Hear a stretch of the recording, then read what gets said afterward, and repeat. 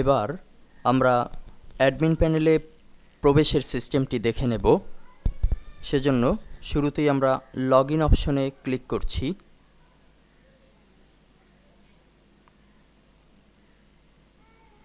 আমাদের লগইন করার জন্য ইউজার নেম এবং পাসওয়ার্ড দুটি জিনিস দেয়া হয়েছে।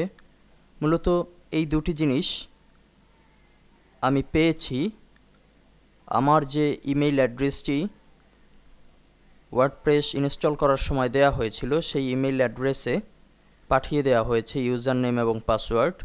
সেখান থেকে আমি পাসওয়ার্ডটি কপি করে নিয়েছি এবং ইউজার নেমটি যেহেতু আমার মনে আছে, অর্থাৎ ডিফল্টভাবে শুরুতে অ্যাডমিন থাকে, আমরা অ্যাডমিন দিচ্ছি এবং পাসওয়ার্ডটি পেস্ট করছি।